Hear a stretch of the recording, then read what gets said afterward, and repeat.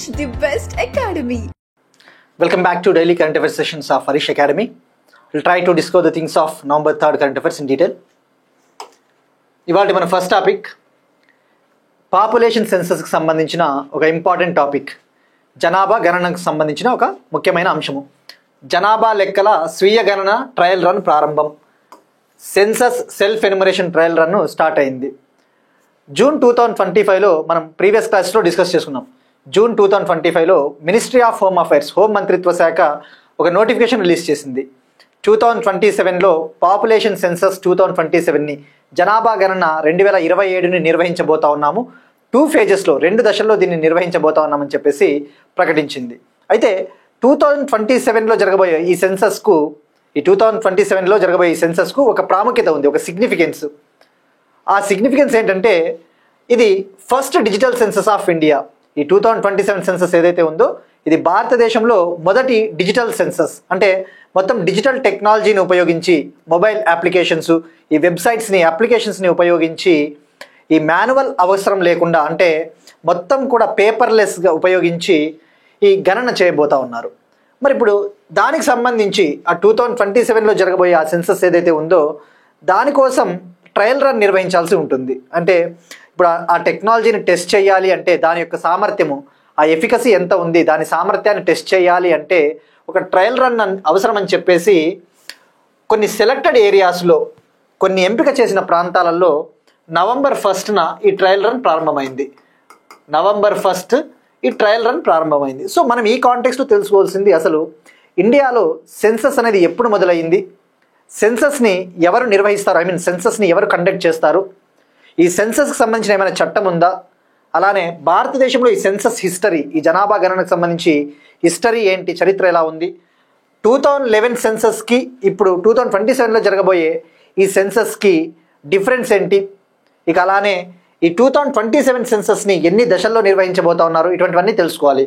We must know the details like history of census in India, when it was conducted for the first time, తొలిసారిగా దీన్ని ఎప్పుడు నిర్వహించారు, అలానే what is the significance of census 2027 and what are the features of census 2027, in how many phases it is going to be held, ఇలాంటి details అన్ని కూడా మనం తెలుసుకోవాలి. ఫస్ట్ ఇండియాలో ఈ జనాభా గణన విషయానికి వస్తే బ్రిటిష్ కాలంలోనే జరిగింది. తొలిసారిగా 1872లో, ఇండియాలో 1872లో తొలిసారిగా సెన్సస్ జరిగింది. అయితే ఈ సెన్సస్ ఏంటంటే ఈ దేశం మొత్తం జరగలేదు, భారతదేశం మొత్తం జరగలేదు, అంటే ఇండియాలో ఉన్న అన్ని ప్రాంతాలను కవర్ చేయలేదు. సో ఇది it's not a complete census అని చెప్పవచ్చు. ఇది పూర్తి స్థాయిలో జరిగిన సెన్సస్ కాదు, బట్ అయినప్పటికీ మనం దీన్ని మొదటి సెన్సస్గా, ఫస్ట్ సెన్సస్గా భావిస్తాం. In 1872 the census was conducted, but it's not a synchronised census. It's not a synchronised census, not a fully coordinated census. మరి 1872లో జరిగినది పూర్తి స్థాయిలో జరిగిన సెన్సస్ కాదు, కాబట్టి అయినప్పటికీ మనం దీన్ని ఫస్ట్ సెన్సస్గానే భావించాల్సిన అవసరం ఉంటుంది. ఇక 1881లో పూర్తి స్థాయిలో జరిగింది census. For the first time దేశవ్యాప్తంగా అన్ని డిపార్ట్మెంట్ల సమన్వయంతో, with the coordination from all departments on a full scale, for the first time the fully synchronised census was happened in 1881. So ఇది ఫుల్లీ సింక్రొనైజ్డ్ సెన్సస్, పూర్తి స్థాయిలో జరిగిన తొలి సెన్సస్, అంటే ఇది రెండవది. ఇక 1881 తర్వాత 1881 నుంచి రెగ్యులర్గా 10 yearsకి ఒకసారి, 10 ఏళ్ళకి ఒకసారి జరగడం మొదలుపెట్టింది. 1881 తర్వాత 1891, 1901, 1911, 1921, 1931, 1931. ఈ 1931కి ఒక ప్రాముఖ్యత ఉంది, ఒక సిగ్నిఫికెన్స్ ఉంది, అది మనం డిస్కస్ చేసుకుందాం. ఇక భారతదేశానికి ఇండిపెండెన్స్ వచ్చిన తర్వాత, స్వాతంత్రం వచ్చిన తర్వాత తొలిసారిగా సెన్సస్ ఎప్పుడు జరిగింది అంటే 1951లో. గుర్తుపెట్టుకోండి, ఇండియాకి స్వాతంత్రం వచ్చిన తర్వాత జరిగిన ఫస్ట్ సెన్సస్ 1951. ఇక ఇప్పుడు 2027లో జరగబోయే సెన్సస్ 16th సెన్సస్. ఇక 1872 నుంచి మొదలు పెడితే 2027లో జరగబోయేది 16th సెన్సస్. మరి ఇండియాకి ఇండిపెండెన్స్ వచ్చిన తర్వాత జరగబోతా ఉన్న 8వ సెన్సస్, భారతదేశానికి స్వాతంత్రం వచ్చిన తర్వాత జరగబోతా ఉన్న 8th సెన్సస్ ఈ 2027 సెన్సస్. సో ఇది సెన్సస్కి సంబంధించిన ఒక హిస్టరీ. అయితే 1931లో జరిగిన ఒక సెన్సస్కి ఒక ప్రాముఖ్యత ఉంది, ఒక సిగ్నిఫికెన్స్ ఉంది. ఏంటంటే 1931లో బ్రిటిష్ టైంలో జరిగిన ఈ జనాభా గణనలో తొలిసారిగా భారతదేశంలో ఉన్న ప్రజలు అందరి కులాల వారి డీటెయిల్స్ తీసుకున్నారు. For the first time in 1931 during British period caste enumeration of all people was done. అంటే అందరి ప్రజల యొక్క కులాల వారీగా డీటెయిల్స్ని సేకరించడం జరిగింది 1931లో. ఇక 1931 తర్వాత ఇంకెప్పుడు కూడా ఈ కులాల వారీగా వివరాలను సేకరించడం జరగలేదు. 2011లో సెన్సస్ జరిగిన తర్వాత, ఆ సెన్సస్ తర్వాత సోషో ఎకనామిక్ క్యాస్ట్ సెన్సస్ జరిగింది. సోషో ఎకనామిక్ క్యాస్ట్ సెన్సస్ అంటే ఏంటి? సామాజిక ఆర్థిక కుల గణన. బట్ ఏంటంటే ఇది 2011 సెన్సస్లో భాగంగా జరగలేదు. అంటే సెన్సస్తో పాటే జరగలేదు. 1931 తర్వాత సెన్సస్తో పాటే ఈ కులాల వారి వివరాలను సేకరించడం జరగలేదు. 1931లో జరిగింది. ఇప్పుడు తొలిసారిగా 2027లో జరగబోతా ఉంది. Since 1931 for the first time the caste enumeration of all people is going to be done in 2027 census. తొలిసారిగా 1931 తర్వాత ప్రజలందరి నుంచి కులాల వారీగా వివరాలను సేకరించడము ఇదే తొలిసారి అవుతుంది 2027లో. ఆ విషయం గుర్తుపెట్టుకున్నాం. అంటే ఇప్పుడు మనకి ఏమర్థమైనాయి? 2 పాయింట్లు వచ్చినాయి సెన్సస్ 2027కి సంబంధించి. సెన్సస్ 2027కు ఉన్న ప్రాముఖ్యత, it is a first digital census of India. భారతదేశంలో మొదటి డిజిటల్ సెన్సస్. ఎందుకంటే ఈ ముఖ్యంగా డిజిటల్ మ్యాప్స్ని, టెక్నాలజీని మొత్తం ఆన్లైన్ విధానంలో వివరాలను సేకరించబోతా ఉన్నాము. So first digital census and first nation wide caste enumeration census since 1931 అని చెప్పవచ్చు. సో ఇవి 2027 సెన్సస్కి సంబంధించిన 2 ఇంపార్టెంట్ పాయింట్లు. అవి తప్పకుండా గుర్తుపెట్టుకోవాలి. స్టేట్మెంట్స్ ఇస్తాడు ఎగ్జామ్లో. ఇక మరి యాక్చువల్లీ 2011 సెన్సస్ జరిగిన తర్వాత 2021లో సెన్సస్ జరగాలి అంతే కదా, 10 ఏళ్ళకి ఒకసారి అంటే. బట్ అది జరగలేదు because of Covid pandemic, corona వల్ల జరగలేదు. సో ఇక్కడ గుర్తుపెట్టుకోవాల్సింది 16వ సెన్సస్. ఇవి ఫ్యాక్ట్స్, మనకి ఫ్యాక్ట్స్. అయితే ఇక్కడ తెలుసుకోవాల్సింది ఇంకొద్దిగా డీటెయిల్గా తెలుసుకోవాలి. ఇది అసలు ఎన్ని దశల్లో నిర్వహించబోతా ఉన్నారు, ఎలా నిర్వహించబోతున్నారు? ఇందాక చెప్పుకున్నట్టు దీన్ని 2 దశల్లో నిర్వహించబోతా ఉన్నారు. మొదటి దశలో భాగంగా హౌస్ లిస్టింగ్ ఆపరేషన్స్ ఉంటాయి. అంటే ఏంటి? మొదటి దశలో భాగంగా వీళ్ళు ఏం చేస్తారంటే, ఎన్యుమరేటర్స్ వీళ్ళంతా సర్వేలో పాల్గొనే వాళ్ళు ఇంటింటికి వెళ్ళి ఎన్ని ఇండ్లు ఉన్నాయి, ఎన్ని బిల్డింగ్లు ఉన్నాయి, అటువంటివన్నీ లెక్కిస్తారు. ఆఫ్టర్ దట్ పాపులేషన్ ఎస్టిమేషన్ జరుగుతుంది. అంటే జనాభా ఎంత ఉంది అని చెప్పి జనాలను లెక్కించడం జరుగుతుంది. So it is going to be held in 2 phases. As part of the first phase, the enumerators will take the details of house buildings and houses etc. In the next phase, actual population estimation will be done. So ఇది census అనేది 2 phases-లో జరుగుతుంది. ఆ విషయం గుర్తుపెట్టుకోండి. ఇక మనం తెలుసుకోవాల్సింది, ఇక సెన్సస్కి సంబంధించి రెఫరెన్స్ డేట్లు అసలు ఎప్పుడు ప్రారంభం కాబోతోంది. ఇది ట్రయల్ రన్ కదా, మరి యాక్చువల్ సెన్సస్ అనేది 2026లో జరగబోతోంది. ఇక్కడ రెఫరెన్స్ డేట్ అని చెప్పేసి ఒక ఇంపార్టెంట్ పాయింట్ ఉంటుంది. రెఫరెన్స్ డేట్ అంటే ఏంటి? ప్రస్తావన. ఒక తేదీని మనము నిర్దిష్ట తేదీగా సెట్ చేసుకుంటాం కదా, అది రెఫరెన్స్ డేట్. అంటే ఫర్ ఎగ్జాంపుల్ మన ఇండియాలో ఈ జమ్మూ కాశ్మీరు, లడఖ్, హిమాచల్ ప్రదేశ్, ఉత్తరాఖండ్ ఇవి స్నో బౌండ్ స్టేట్స్. అంటే ఏంటి? ఇక్కడ ఎక్కువగా మంచు కురుస్తూ ఉంటుంది. ముఖ్యంగా అక్టోబర్లో వింటర్ స్టార్ట్ అవుతుంది. సో ఈ వింటర్ ఉన్న ఈ రాష్ట్రాలలో జమ్మూ కాశ్మీర్, లడఖ్, హిమాచల్ ప్రదేశ్, ఉత్తరాఖండ్ ఈ 2 యూనియన్ టెరిటరీలు, 2 స్టేట్లలో ఎక్కువగా మంచు కురుస్తుంది. కాబట్టి అక్టోబర్ నుంచి డేటాను కలెక్ట్ చేయడం అంత ఈజీ కాదు. అంత కనెక్టివిటీ సరిగ్గా ఉండదు, అక్కడికి వెళ్ళలేరు ప్రజలు, వీళ్ళు ఎనుమరేటర్లు. సో ఏం చేస్తారు అంటే, వీళ్ళ కోసము ఈ జమ్మూ కాశ్మీరు, లడఖ్, హిమాచల్ ప్రదేశ్, ఉత్తరాఖండ్ కోసము October 1st, 2026 midnight 12 AM అనేది రెఫరెన్స్ డేట్గా పెట్టడం జరిగింది. midnight 12 AM అంటే ఏంటి?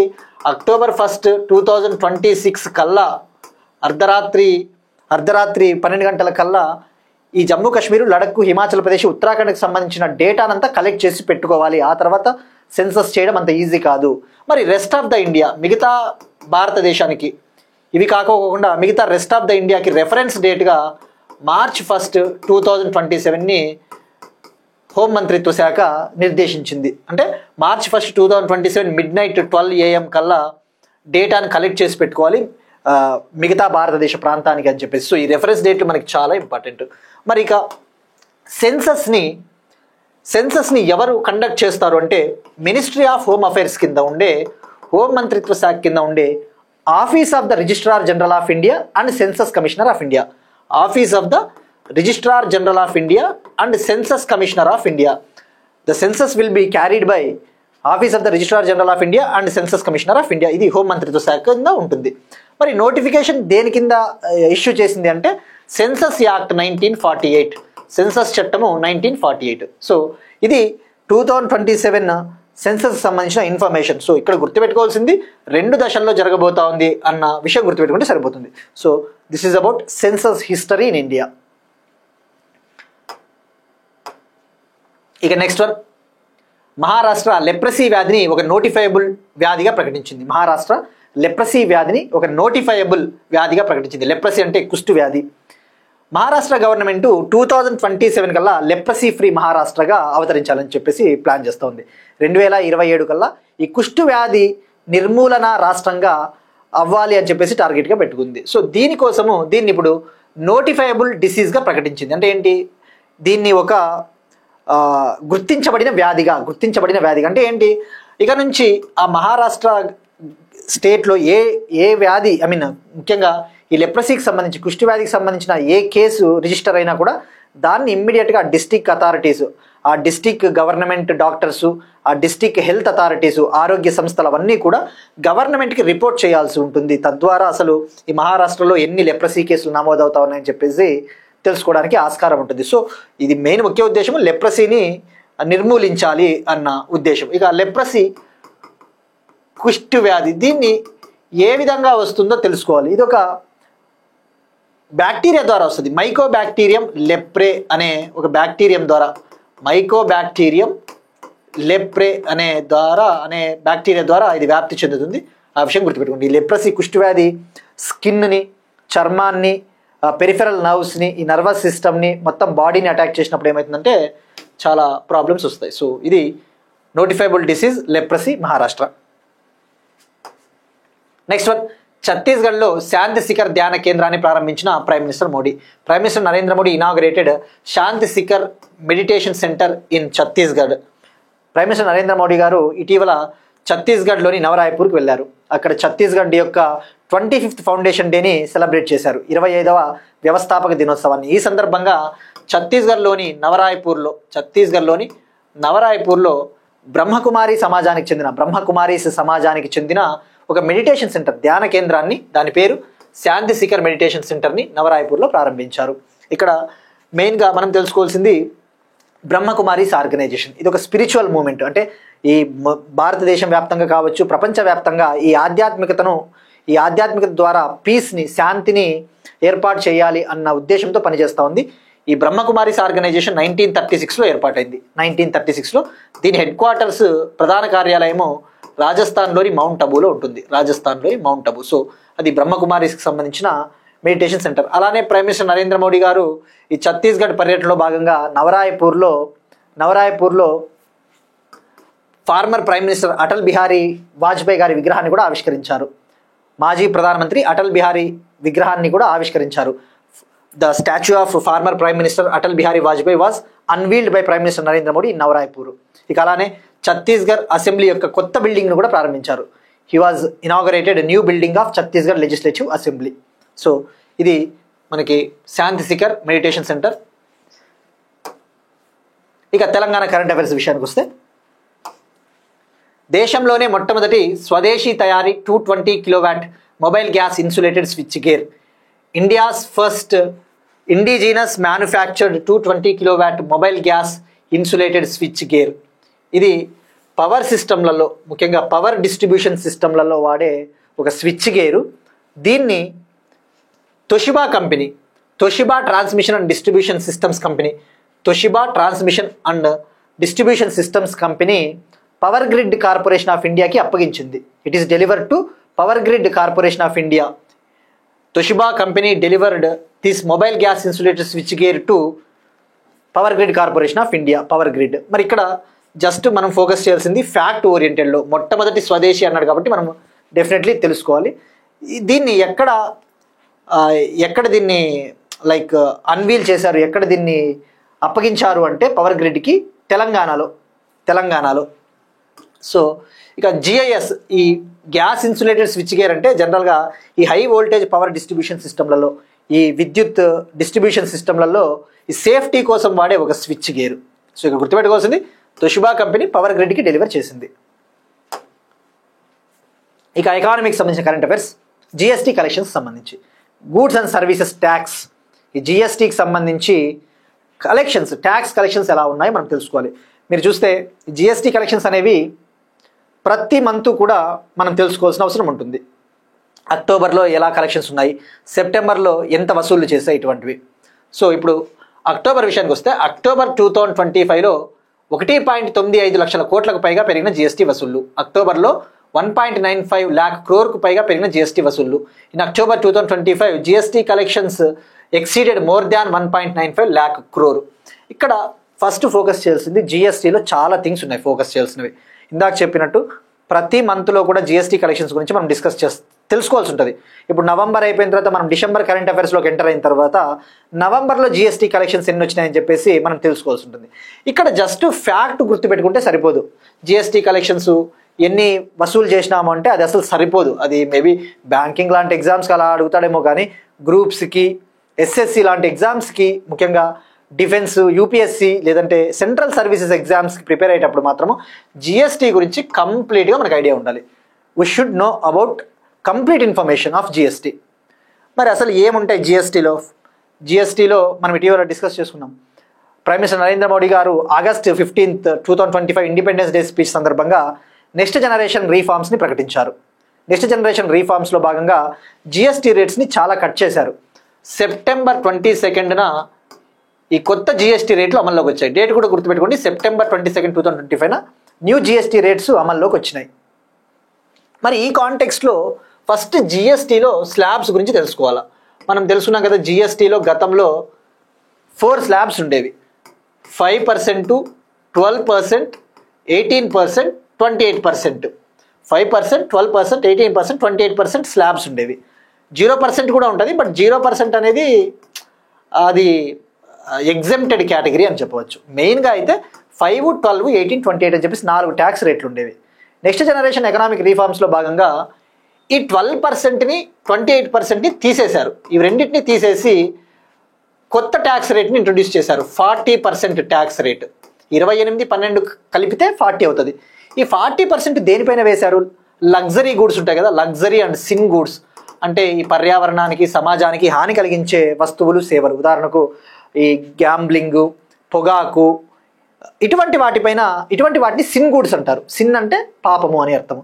సో అటువంటి లగ్జరీ సిన్ గూడ్స్ పైన 40% ట్యాక్స్ రేటు కొత్తగా ఇంట్రొడ్యూస్ చేశారు.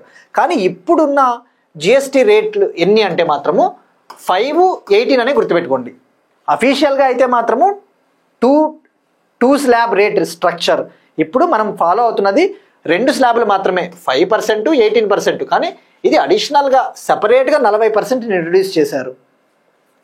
ఇక మరి ఇది జిఎస్టీ స్లాబ్ రేట్స్. ఇక జిఎస్టీ విషయానికి వస్తే అసలు జిఎస్టీ అంటే ఏంటి? Goods and service tax.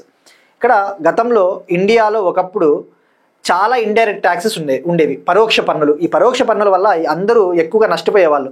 ప్రతి చోట ఒక ఇండైరెక్ట్ ట్యాక్స్ కట్టాల్సి ఉండేది. తద్వారా కన్జ్యూమర్ అనేవాడు, వినియోగదారుడు అనేవాడు చాలా నష్టపోయేవాడు. సో యూనియన్ గవర్నమెంట్ ఏం చేసింది అంటే 2016లో 101 కాన్స్టిట్యూషనల్ అమెండ్మెంట్ యాక్ట్ని పాస్ చేసింది. 2016లో union government 101 central constitutional amendment act 101వ రాజ్యాంగ సవరణ చట్టాన్ని పాస్ చేసింది. దీన్ని పాస్ చేయడం ద్వారా జిఎస్టీ అనే దాన్ని తీసుకొని వచ్చింది. 1 నేషన్ 1 ట్యాక్స్లో భాగంగా, ఒకే దేశము ఒకే పన్నులో భాగంగా జిఎస్టీని తీసుకొని వచ్చింది. ఇది July 1, 2017 నుంచి అమల్లోకి వచ్చింది. It came in to effect from July 1, 2017. ఇది అమల్లోకి వచ్చింది July 1, 2017 నుంచి. మరి అయితే దీని ముఖ్య ఉద్దేశము పన్నుల సరళీకరణ ఉండాలి, ప్రజలపైన పన్నుల భారం ఎక్కువగా పడకూడదు. అంటే యాక్చువల్లీ గూడ్స్ అండ్ సర్వీస్ ట్యాక్స్ని గూడ్స్ అండ్ సింపుల్ ట్యాక్స్గా కూడా పిలుస్తారు. గూడ్స్ అండ్ సింపుల్ ట్యాక్స్ అంటే ఏంటి? ఇది సరళీకరణమైన పన్ను, ప్రజలందరికీ కూడా మంచి చేకూర్చే పన్ను. Unfortunately it is ending up in not a good tax. ఒక్కొక్కసారి దీనివల్ల ఎక్కువగా నష్టపోతూ ఉంటారని కూడా కొన్ని విమర్శలు వస్తూ ఉంటాయి. సో ఇక్కడ 2016లో తీసుకొని వచ్చారు 101st constitutional amendment act. July 1, 2017 నుంచి అమల్లోకి వచ్చింది. మరి అయితే జిఎస్టీలో కొన్ని కాంపోనెంట్స్ ఉంటాయి. జిఎస్టీ వసూళ్లు అని మనం విన్నప్పుడు జిఎస్టీ కలెక్షన్స్లో కాంపోనెంట్స్ ఉంటాయి. Central GST, state GST, integrated GST అని చెప్పేసి. Central GST, state GST, integrated GST, cess అని 4 కాంపోనెంట్లు ఉంటాయి. మెయిన్గా 3 కాంపోనెంట్లు ఉంటాయి: central GST, state GST, integrated GST. మీరు ఇక్కడ అబ్జర్వ్ చేస్తే 2025 అక్టోబర్లో ఎన్ని కలెక్షన్స్ వచ్చాయంటే 1.96 lakh crore, 1.96 లక్షల కోట్లు కలెక్షన్ చేసాం మనము, ఈవెందో జిఎస్టీ రేట్లను తగ్గించినప్పటికీ కూడా. అదే సెప్టెంబర్ 2025లో అయితే 1.89 lakh crore, సెప్టెంబర్ 2025లో 1.89 lakh crore ని కలెక్ట్ చేసాము. ఆగస్టు 2025లో 1.86 lakh crore ని కలెక్ట్ చేసాము. అంటే దీన్ని బట్టి ఏంటి, పెరుగుతూ ఉంది. మరి మనం ఎప్పుడైనా కానీ అక్టోబర్ 2025ని కలెక్షన్స్ చూసుకున్నప్పుడు లాస్ట్ ఇయర్ అక్టోబర్ కలెక్షన్స్ కూడా చూసుకోవాలి. 2024 అక్టోబర్లో 1.87 lakh crore, అంటే గత సంవత్సరం అక్టోబర్తో పోల్చుకుంటే ఈ సంవత్సరం అక్టోబర్లో ఎంత పెరిగింది అంటే 4.6% పెరిగింది. 4.6%. ఓకే, మరి మనం ఇంకొక పాయింట్ స్టాటిక్లో తెలుసుకోవాల్సింది, ఎప్పుడైనా మనం క్వశ్చన్ వేసుకోవాలా, జిఎస్టీ అమల్లోకి వచ్చినప్పటి నుంచి ఇప్పటి వరకు ఏ నెలలో అత్యధికంగా జిఎస్టీ వసూళ్లు జరిగినాయి? In which month highest GST collections were recorded since it's Inception. అంటే ఇప్పటి వరకు అది జిఎస్టీ అమల్లోకి వచ్చినప్పటి నుంచి ఏ నెలలో అత్యధికంగా జిఎస్టీ వసూళ్లు జరిగినాయంటే ఏప్రిల్ 2025లో 2.37 lakh crore జిఎస్టీ కలెక్షన్స్. ఈ విషయం గుర్తుపెట్టుకోండి యాజ్ ఆఫ్ నౌ. ఇది డైరెక్ట్గా అడుగుతాడు ఇట్లాంటివి ఎగ్జామ్స్లలో, స్టాటిక్ పాయింట్స్.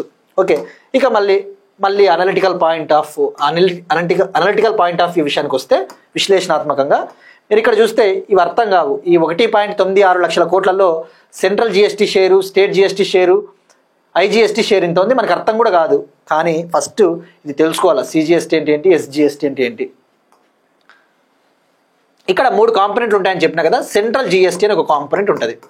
సెంట్రల్ జిఎస్టీ అనే కాంపోనెంట్ అంటే మనం ఇక్కడ తెలుసుకోవాల్సింది, అసలు ఈ పన్నుని ఎవరు వేస్తారు, ఎవరు కలెక్ట్ చేస్తారు, ఆ వచ్చిన ఆదాయము ఎవరికి పోతుంది, ఇటువంటివన్నీ తెలుసుకోవాలి. సెంట్రల్ జిఎస్టీ అంటే ఒకే రాష్ట్రంలో with in the same state, ఒక రాష్ట్రంలో వస్తువులు మరియు సేవల యొక్క ట్రాన్సాక్షన్స్, లావాదేవీలు జరిగినప్పుడు సెంట్రల్ గవర్నమెంట్ విధించే ఒక పన్ను. ఫర్ ఎగ్జాంపుల్ తెలంగాణ ఉంది. తెలంగాణలో ఒక వస్తువు లేదంటే ఒక సేవ, ఒక గూడు లేదంటే ఒక సర్వీస్ అనేది ప్రొడ్యూస్ చేసి ఆ తెలంగాణలో ఉన్న వాళ్ళే దాన్ని కనుక వినియోగించుకుంటే, అంటే తెలంగాణలో ఒక గూడు ఉత్పత్తి అయిన తర్వాత, ఒక వస్తువు ఉత్పత్తి అయిన తర్వాత ఆ తెలంగాణలో ఉన్న వాళ్ళే దాన్ని కనుక కొనుక్కున్నారు అనుకోండి, అప్పుడు సెంట్రల్ గవర్నమెంట్ విధించే పన్ను సెంట్రల్ జిఎస్టీ. అంటే it is applicable to the intrastate transactions of goods and services. It is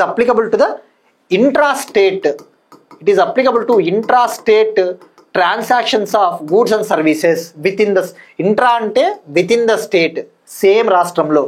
inter state అంటే అంతర్రాష్ట్రము, ఇంటర్ స్టేట్ అంటే ఒక రాష్ట్రం నుంచి మరొక రాష్ట్రంలోకి ఎంటర్ అయ్యేటప్పుడు జరిగే transactions.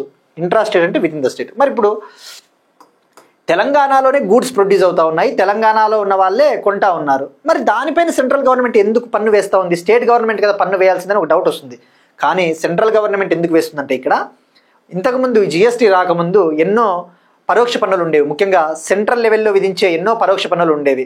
Central indirect taxes like central excise duty అని, సర్వీస్ ట్యాక్స్ అని ఉండేవి. సో ఆ కేంద్ర స్థాయిలో విధించే ఆ పరోక్ష పన్నులన్నింటినీ కూడా తొలగించి జిఎస్టీని తీసుకొని వచ్చినారు. కాబట్టి ఒకే రాష్ట్రంలో ఈ వస్తువుల సేవల లావాదేవీలు జరిగినప్పటికీ ఈ సెంట్రల్ జిఎస్టీని సెంట్రల్ గవర్నమెంటే విధిస్తుంది. It is levied by central government. దీన్ని కలెక్ట్ చేసేది కూడా సెంట్రల్ గవర్నమెంటే, కలెక్టెడ్ బై సెంట్రల్ గవర్నమెంట్. మళ్ళీ రెవెన్యూ ఎవరికి పోతుంది? This revenue goes to centre. ఈ ఆదాయం కూడా కేంద్ర ప్రభుత్వానికి పోతుంది. అది సెంట్రల్ జిఎస్టీ. ఆ విషయం గుర్తుపెట్టుకోండి. సో గుర్తుపెట్టుకుంది, it is levied by central government, collected by central government, revenue goes to central government. మరి ఇక స్టేట్ జిఎస్టీ విషయానికి వస్తే, స్టేట్ జిఎస్టీ అగైన్ ఈ స్టేట్ జిఎస్టీ కూడా it is levied by the state government on the intrastate transactions of goods and services. ఒకే రాష్ట్రంలో జరిగే వస్తువులు మరియు సేవల లావాదేవీలపైన రాష్ట్ర ప్రభుత్వాలు విధించే పన్నునే స్టేట్ జిఎస్టీ అంటారు, స్టేట్ జిఎస్టీ.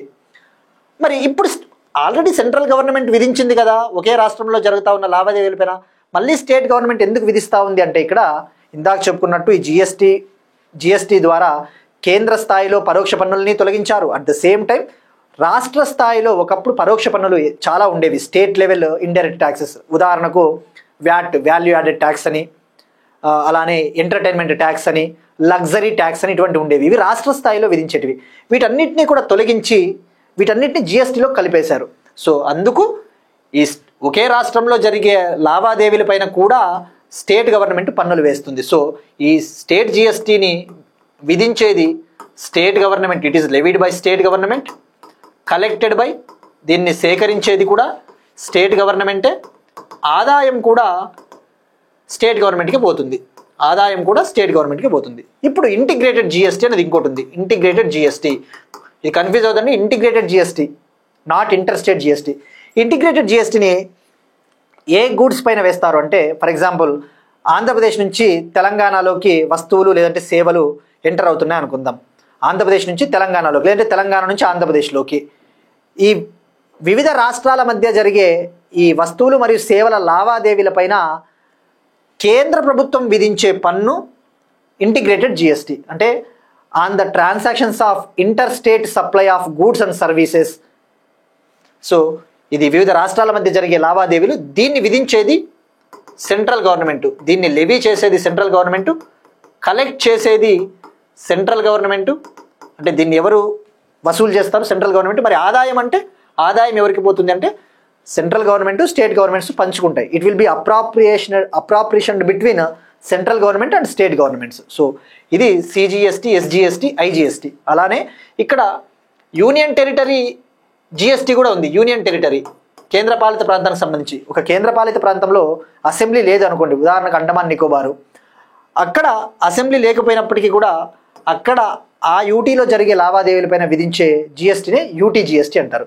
ఇక అలానే సెస్ ఉంది. సెస్ ఇక్కడ ఇందాక చూస్తే మీరు సెస్. మరి సెస్ ఏంటి? ఈ సెస్ అంటే ఇప్పుడు ఈ జిఎస్టీ తీసుకొని రావడం వల్ల కొన్ని మ్యానుఫ్యాక్చరింగ్ స్టేట్స్, తయారీ రంగంలో దూసుకుపోతా ఉన్న రాష్ట్రాలైన తమిళనాడు, ఈ మహారాష్ట్ర చాలా విమర్శలు చేశాయి అప్పుడు కేంద్ర ప్రభుత్వం పైన. ఈ జిఎస్టీ వల్ల మేము నష్టపోతా ఉన్నాము, మాకు ఆదాయం కోల్పోతా ఉన్నామని చెప్తే ఇటువంటి రాష్ట్రాలకు నష్టపరిహారంగా ఇవ్వడం కోసము, to compensate these revenue losing states, ఈ ఆదాయం కోల్పోతా ఉన్న రాష్ట్రాలకు నష్టపరిహారం ఇవ్వాలి అని చెప్పేసి ఆ జిఎస్టీ సెస్ కలెక్షన్స్ను కూడా చేపడుతుంది ప్రభుత్వం. So cess. ఇక అయితే జిఎస్టీ గురించి ఒక ఇంపార్టెంట్ పాయింట్ ఉంది. జిఎస్టీ అనేది డెస్టినేషన్ బేస్డ్ ట్యాక్స్, అంటే కన్జంప్షన్ బేస్డ్ ట్యాక్స్. అంటే ఏంటి? వినియోగదారుడు ఎక్కడ కొంటా ఉన్నాడో ఆ రాష్ట్రానికి ఆదాయం పోతుంది. ఫర్ ఎగ్జాంపుల్ తమిళనాడులో ఒక వస్తువు తయారవుతా ఉంది, తమిళనాడు నుంచి ఆంధ్రప్రదేశ్కి ఒక వస్తువు వచ్చింది. నిజానికి తమిళనాడులో తయారైనప్పుడు తమిళనాడుకి ఆదాయం రావాలా, కానీ తమిళనాడులో తయారైన ఆ వస్తువు అనేది ఆంధ్రప్రదేశ్లోకి వచ్చిన తర్వాత ఆంధ్రప్రదేశ్లో ఒక పర్సన్ ఆ వస్తువుని కొన్నప్పుడు ఆ ఆదాయము ఆంధ్రప్రదేశ్ ప్రభుత్వంకు పోతుంది కానీ తమిళనాడుకు పోదు. So it is a destination based tax, consumption based tax అని చెప్పవచ్చు. అంటే ఎక్కడ చివరగా లావాదేవీ జరుగుతుందో ఆ రాష్ట్రానికి ఆదాయం పోతుంది. అందుకే కదా మహారాష్ట్ర, తమిళనాడు ముఖ్యంగా మేము నష్టపోతా ఉన్నాము ఈ జిఎస్టీ వల్ల అని చెప్పేసి వాళ్ళు ఎప్పుడు కూడా వాపోతూ ఉంటారు. సో ఇది జిఎస్టీకి సంబంధించిన కంప్లీట్ ఇన్ఫర్మేషన్. ఇప్పుడు మనం డీటెయిల్గా తెలుసుకున్నట్టయితే ఇంకా నెక్స్ట్ టైం జిఎస్టీ వసూళ్ళు అనే వర్డ్ కనబడిందంటే మీకు ఈజీగా అర్థమైపోతుంది. సో ఇప్పుడు ఆ 1.96 lakh crores 2025 అక్టోబర్లో వసూలైన 1.96 లక్షల కోట్లలో సెంట్రల్ జిఎస్టీ 36,547 కోట్లు ఉంది, 36,547 crore. స్టేట్ జిఎస్టీ 45,134 crore ఉంది. ఇంటిగ్రేటెడ్ జిఎస్టీ 1.06 lakh crore ఉంది. సెస్ వచ్చేసి 7,812 crore ఉంది. అంటే ఏంటి? వివిధ రాష్ట్రాల మధ్య జరుగుతూ ఉన్న లావాదేవీలు ఎక్కువ అని చెప్పేసి దీన్ని బట్టి అర్థమవుతుంది. వీలైతే ఈ ఆర్డర్ కూడా గుర్తుపెట్టుకోండి, ఏది ఎక్కువ ఉంది ఏది తక్కువ ఉందని చెప్పేసి. ఇది కంప్లీట్ జిఎస్టీ గురించి ఇన్ఫర్మేషన్. ఇంకా ఉంది, ఆ 2 పాయింట్లు కూడా వీలైతే ఇంకొక పాయింట్ ఉంది, అది వీలైతే తెలుసుకుందాం. ఏంటంటే జిఎస్టీ కౌన్సిల్ ఉంటుంది కదా, మరి జిఎస్టీ కౌన్సిల్ ఈ జిఎస్టీ రేట్లను డిసైడ్ చేసేది జిఎస్టీ కౌన్సిలే. ఆర్టికల్ 279A కింద జిఎస్టీ కౌన్సిల్ని ప్రెసిడెంట్ ఏర్పాటు చేస్తారు. ప్రెసిడెంట్, రాష్ట్రపతి ఏర్పాటు చేశారు ఆర్టికల్ 279A. మరి జిఎస్టీ కౌన్సిల్కి చైర్మన్ ఎవరు ఉంటారంటే ఫినాన్స్ మినిస్టర్, ఆర్థిక శాఖ మంత్రి నిర్మలా సీతారామన్ గారు. ఇందులో స్టేట్ గవర్నమెంట్స్కి సంబంధించిన ఫినాన్స్ మినిస్టర్స్ కూడా జిఎస్టీ కౌన్సిల్లో మెంబర్స్గా ఉంటారు. మరి జిఎస్టీ కౌన్సిల్కి సంబంధించి ఓటింగ్ పవర్స్ ఎట్లా ఉంటాయి? ఈ ఓటింగ్ అధికారాలు సెంట్రల్ గవర్నమెంట్కి ఓటింగ్ అధికారము 1/3 ఉంటుంది. సెంట్రల్ గవర్నమెంట్కి ఈ ఓటింగ్ పవరు 1/3 ఉంటుంది. స్టేట్ గవర్నమెంట్స్కి ఓటింగ్ పవరు 2/3 ఉంటుంది. ఈ రాష్ట్ర ప్రభుత్వాలకు ఓటింగ్ అధికారము 2/3 ఉంటుంది. మరి డెసిషన్స్ ఎట్లా తీసుకుంటారు, నిర్ణయాలని 3/4 మెజారిటీతో 3/4 మెజారిటీతో నిర్ణయాలు తీసుకోవడం జరుగుతుంది. సో ఇది జిఎస్టీ కౌన్సిల్ సంబంధించిన information. So I hope GST I hope you cleared about I think you got an understanding about GST. ఇక నెక్స్ట్ వన్ స్పేస్ టెక్నాలజీకి సంబంధించిన ఒక ఇంపార్టెంట్ టాపిక్, CMS-03 శాటిలైట్. మనం ఇటీవల ప్రీవియస్ క్లాస్లో డిస్కస్ చేసుకున్నాం. November 2న ఇస్రో CMS-03 మిలిటరీ కమ్యూనికేషన్ శాటిలైట్ని లాంచ్ చేయబోతోందని చెప్పేసి నిన్న November 2న ఇస్రో సతీష్ ధావన్ స్పేస్ సెంటర్ శ్రీహరికోటలోని సతీష్ ధావన్ స్పేస్ సెంటర్ నుంచి ఈ CMS-03 శాటిలైట్ని లాంచ్ చేయడం జరిగింది. సో ఎప్పుడైనా ఒక శాటిలైట్ వార్తల్లో ఉన్నప్పుడు మనం ఫోకస్ చేయాల్సింది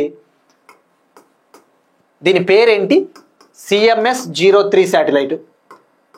దీని యొక్క పర్పస్ ఏంటి, దీని యొక్క ముఖ్య ఉద్దేశం ఏంటి అంటే to provide the communication services to Indian navy, భారత నావికా దళానికి అవసరమైన services అందించడము.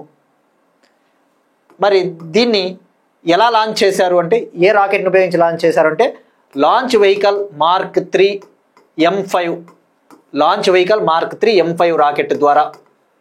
It was launched by LVM-3. ఈ LVM-3 రాకెట్నే భారతదేశపు బాహుబలి రాకెట్ అంటారు. అంటే అంత బరువున్న శాటిలైట్లు, ఎంత బరువున్న శాటిలైట్లను కూడా మోసుకుపోతుంది. మరి ఇప్పుడు ఈ CMS-03 శాటిలైట్ యొక్క సిగ్నిఫికెన్స్, ప్రాముఖ్యత ఏంటి అంటే ఇది ఇండియాస్ హెవీయెస్ట్ కమ్యూనికేషన్ శాటిలైట్, భారతదేశపు అత్యంత బరువైన సమాచార ఉపగ్రహము. దీని బరువు వచ్చేసి 4400 kg. ఇవాళ పేపర్లో మీరు చూస్తే కొన్ని పేపర్లలో 4410 kg అన్నాడు, 4410 kg అన్నాడు. కానీ ఇస్రో వెబ్సైట్ చూస్తే ఇక్కడ అబౌట్ 4400 kg అన్నాడు, 4400. సో 4400 అన్నా గుర్తుపెట్టుకోండి, లేదంటే 4410 ఇస్తే అది కూడా కరెక్టే అవుతుంది ఆప్షన్. ఇక సో మనము లాంచ్ ఏ దాన్ని ఉపయోగించి లాంచ్ చేశారో తెలుసుకున్నాము, దీని యొక్క ముఖ్య ఉద్దేశం ఏంటో తెలుసుకున్నాము. మళ్ళీ దీన్ని ఏ ఆర్బిట్లోకి ప్రవేశపెడతారు, ఏ కక్షలోకి అంటే జియో స్టేషనరీ ట్రాన్స్ఫర్ ఆర్బిట్, భూస్థిర కక్ష. It was launched into geostationary transfer orbit. So ఇది మరి దీనికి ఇంకొక పేరు కూడా ఉంది, GSAT-7R. దీనికి ఇంకొక పేరు GSAT-7R శాటిలైట్. అయితే ఇక్కడ LVM-3 M5 అంటే ఏంటి, ఈ LVM-3 రాకెట్ను ఉపయోగించి చేపట్టిన ఐదవ ప్రయోగము. It is the 5th flight carried by using LVM-3 rocket. It is the 5th flight that was carried by using LVM-3 rocket. ఇది ఐదవ ప్రయోగము దీన్ని ఉపయోగించి. సో దీని బరువు తెలుసుకున్నాము, ఆర్బిట్ తెలుసుకున్నాము. సో ఇది ఒక మల్టీ బ్యాండ్ కమ్యూనికేషన్ శాటిలైట్ అని చెప్పవచ్చు. Multi band communication satellite. ఇక ఇస్రో హెడ్ క్వార్టర్స్ బెంగళూరు. దానికి ప్రస్తుతం చైర్మన్గా నారాయణన్ గారు ఉన్నారు. ఇక మనం ఆల్రెడీ కొన్ని టార్గెట్స్ పెట్టుకున్నాం. 2040 కల్లా హ్యూమన్ని మూన్ పైకి పంపించాలి, చంద్రుడిపైకి మనిషిని పంపించాలి అని చెప్పేసి. So this is about CMS-03 satellite. I think everything we covered about this one.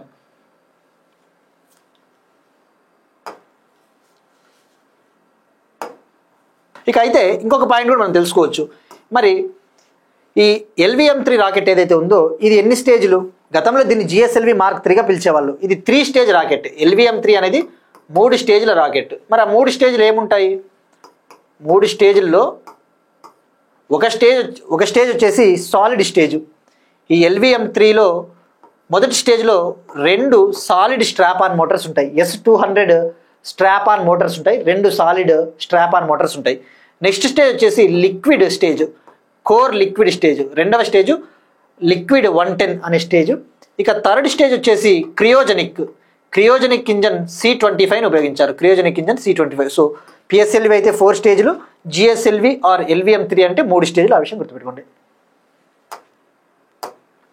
Next one science and టెక్నాలజీకి సంబంధించిన ఒక ఇంపార్టెంట్ సదస్సు, ముఖ్యమైన సమావేశము, emerging science and technology innovation conclave 2025. Emerging science and technology innovation conclave 2025. గతంలో భారతదేశంలో science రంగాన్ని అభివృద్ధి చేయడం కోసము ఎవ్రీ ఇయర్ ఇండియన్ సైన్స్ కాంగ్రెస్ని నిర్వహించేవాళ్ళు. సైన్స్ అండ్ టెక్నాలజీ మంత్రిత్వ శాఖ ఇండియన్ సైన్స్ కాంగ్రెస్ని ప్రతి సంవత్సరం నిర్వహించేవాళ్ళు. అయితే ఇప్పుడు ఆ ఇండియన్ సైన్స్ కాంగ్రెస్ స్థానంలో ఒక కొత్త సదస్సుని emerging science and technology innovation కాన్క్లేవ్ని తొలిసారిగా ప్రైమ్ మినిస్టర్ నరేంద్ర మోడీ గారు ఇవాళ ప్రారంభించారు. నవంబర్ 3న న్యూఢిల్లీలోని భారత్ మండపంలో దీన్ని ప్రారంభించారు. నవంబర్ 3 నుంచి నవంబర్ 5 వరకు ఇది జరుగుతుంది. ఎక్కడ గుర్తుపెట్టుకోండి, న్యూఢిల్లీ. దీన్ని ప్రారంభించిన వాళ్ళు కూడా చాలా ఇంపార్టెంట్, ప్రైమ్ మినిస్టర్. మరి దీని ముఖ్య ఉద్దేశం ఇందాక చెప్పుకున్నట్టు ఇండియాలో ఈ సైన్స్ అండ్ టెక్నాలజీ రంగాన్ని, శాస్త్ర సాంకేతిక రంగాన్ని అభివృద్ధి చేయాలి. మరి అయితే దీనికి ఉన్న ప్రాముఖ్యత ఏంటంటే దీన్ని నిర్వహించే మంత్రిత్వ శాఖ సైన్స్ అండ్ టెక్నాలజీ మంత్రిత్వ శాఖ అనే విషయం గుర్తుపెట్టుకోండి, S&T మంత్రిత్వ శాఖ. అలానే మరి ఇందులో భాగంగా సుమారుగా 3000కు పైగా డెలిగేట్స్, అధికారులు కావచ్చు, ఈ సైన్స్ అండ్ టెక్నాలజీకి సంబంధించిన శాస్త్రవేత్తలు అటెండ్ అవుతూ ఉన్నారట. భారతదేశంలో ఉన్న అకాడమిక్ సంస్థల నుంచి, రీసెర్చ్ ఇన్స్టిట్యూషన్స్ నుంచి, ఇండస్ట్రీల నుంచి సుమారుగా 3000 మందికి పైగా డెలిగేట్లు హాజరవుతా ఉన్నారు. ఇక ఈ సమావేశంలో భాగంగా ప్రైమ్ మినిస్టర్ నరేంద్ర మోడీ గారు 1,00,000 కోట్ల విలువైన రీసెర్చ్ డెవలప్మెంట్ అండ్ ఇన్నోవేషన్ స్కీమ్ని లాంచ్ చేశారు. ప్రైమ్ మినిస్టర్ నరేంద్ర మోడీ గారు 1,00,000 crore విలువైన, 1,00,000 కోట్ల విలువైన రీసెర్చ్ డెవలప్మెంట్ అండ్ ఇన్నోవేషన్ స్కీమ్ని లాంచ్ చేశారు. ఎందుకంటే భారతదేశంలో ఈ రీసెర్చ్ అండ్ డెవలప్మెంట్లో, శాస్త్ర సాంకేతిక రంగంలో, ఈ పరిశోధన అభివృద్ధి రంగంలో ప్రైవేట్ సెక్టార్ పాత్ర చాలా తక్కువ. We have a very low participation of private sector in India's R&D sector. So to enhance the private sector participation in India's R&D sector, we need a separate scheme. Further, Prime Minister Narendra Modi launched 1,00,000 crore worth of research development and innovation scheme.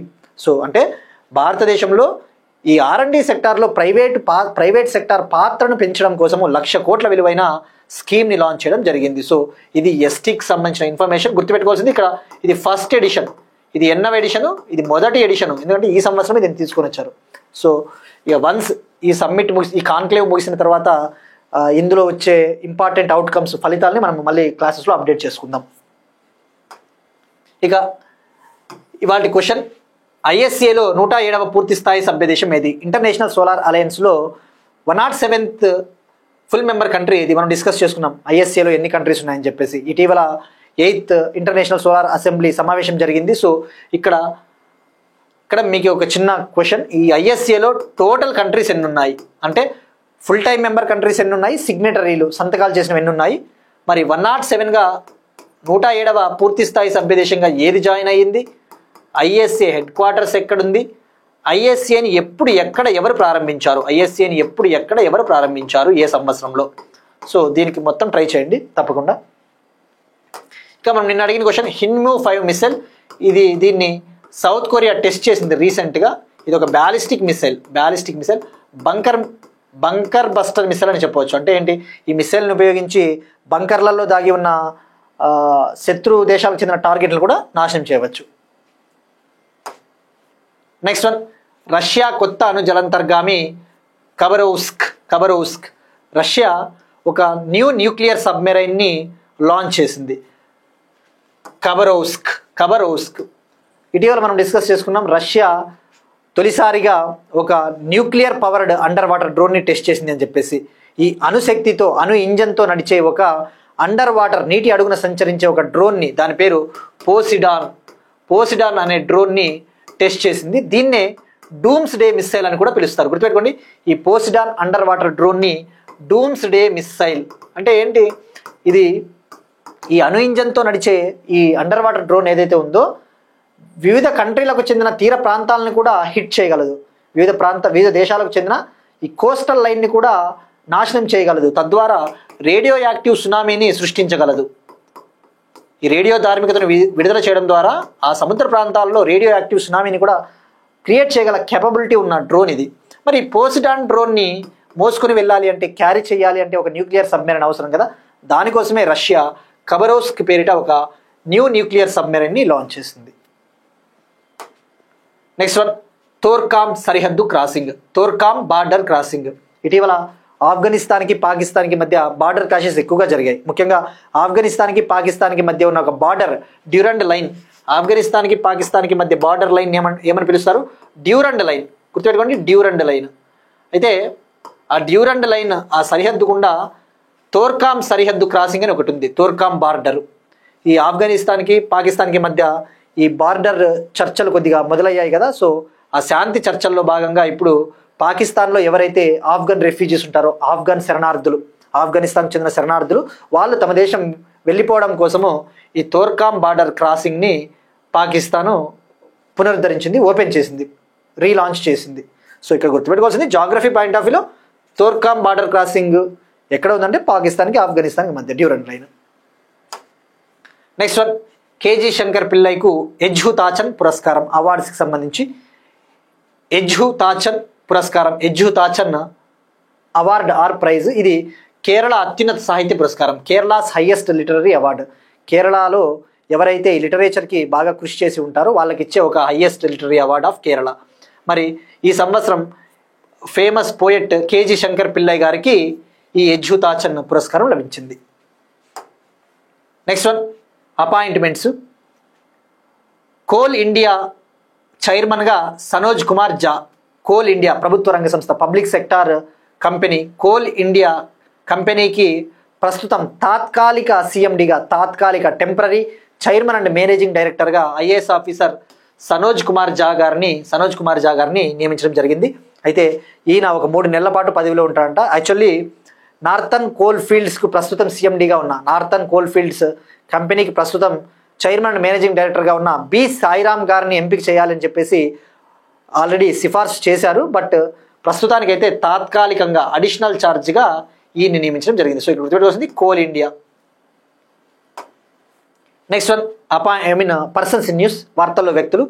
Rohan Bopanna ఆటకు retirement ప్రకటించాడు. రోహన్ బోపన్న అనే క్రీడాకారుడు గేమ్కు retirement ఇచ్చాడు. ఇక్కడ మనకి exam point of తెలుసుకోవాల్సింది, ఆయన ఏ క్రీడకు చెందినవాడు, ఏమైనా ప్రాముఖ్యత ఉందా.